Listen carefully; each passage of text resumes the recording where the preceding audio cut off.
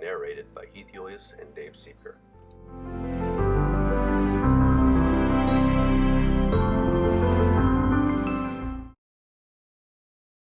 Bilingualism is when a person has effective communication in two languages. There are numerous benefits to bilingualism: cognitive, academic, social-emotional, and even economic.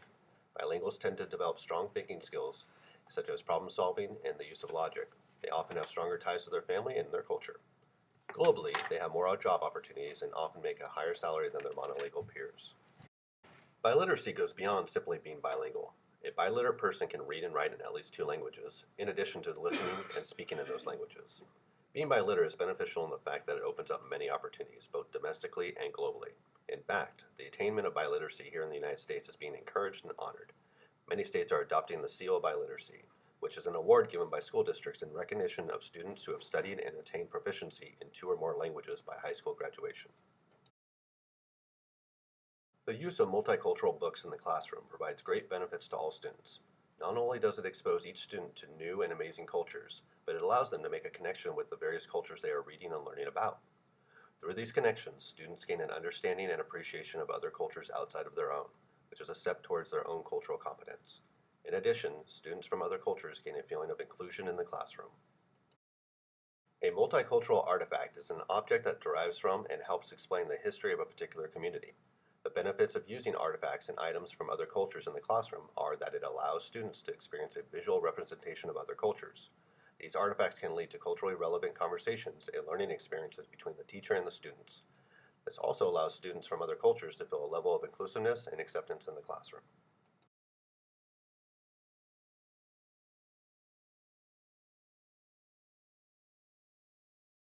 Why is it important to promote respect for diversity?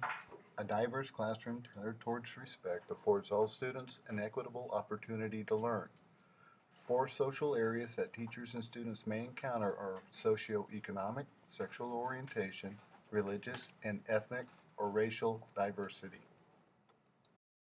Socioeconomic diversity deals with the income and opportunities available to our students through their families, also known as SES. Does this matter? The American Psychological Association, APA, states that low SES households and communities develop academic skills more slowly compared to children from higher SES groups. Actions to encourage respect are: have your students develop a classroom pledge centered around respect. Each student contributes to creating it, then they are likely to have buy-in and take ownership. Or you can develop a democracy in your class, where students create a list of do's and don'ts. Sexual orientation diversity. The APA defines this as the sex of those to whom one is sexually and romantically attracted, to include one's own sex.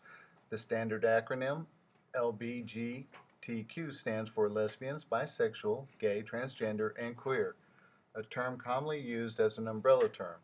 But in 2013, Michael Schumann with the New York Times introduced two new letters to the rubric.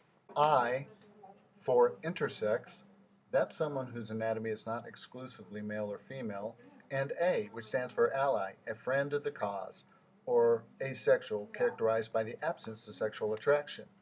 Why is this important for teachers? These students are often victims of bullying and violence in schools. As educators, promoting respect for another's sexual orientation is a step toward promoting education equity and eliminating classroom violence. Some suggestions on how to accomplish this are found at tolerance.org, and they include explaining that gender, how a person feels, and biological sex, the physical makeup of a person's anatomy, are two different things and they are not always aligned. Another thing is, depending on your school's policy, you may create or participate in a GSA, Gay Straight Association. For teachers, the most important thing is to understand that 4 out of 10 LGBTQIA youth say the community in which they live is not accepting of LGBTQIA people, which makes it absolutely imperative that educators respect students' rights to privacy. So, never reveal a student's sexual orientation or gender identity without the student's permission. Religious belief diversity. There are a multitude of religious beliefs in the world, but our understanding of diversity should include those who have no belief as well. Christine I. Bennett states that religious pluralism is not diversity alone, but the energetic engagement with diversity.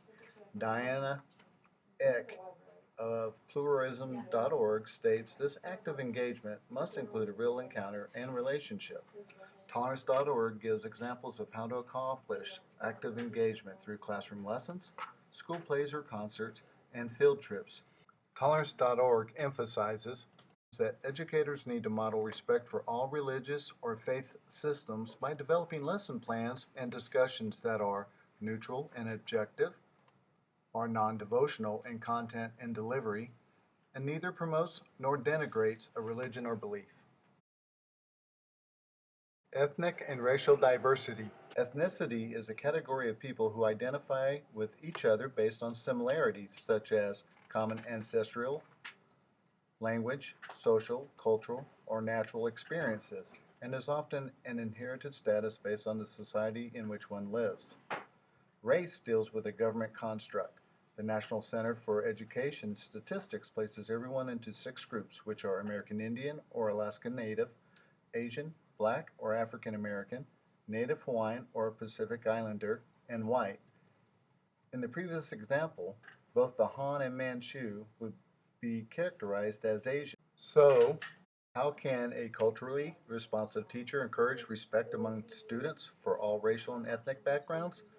Try doing a classroom cultural day, or have students do research and report on cultures other than their own. Invite a culturally diverse guest speaker. Introduce different foods to your class. ASCD.org has many more suggestions for helping teachers create a culturally diverse classroom. To summarize, culturally competent and responsive teachers engage students through a rich multicultural curriculum that promotes respect for diversity, which is the key to the students' social and academic success while maintaining a safe classroom environment. According to Tolerance.org, the components of a safe classroom climate are active teaching of social emotional skills, attention to creating positive relationships, bullying prevention and intervention, community building, explicit focus on understanding and appreciating differences, meaningful conflict resolution, teaching students to change bias and exclusion, upstander training, which trains students to identify, report, and when appropriate, intervene when bullying is detected. Thank you for listening and best wishes for your future teaching success.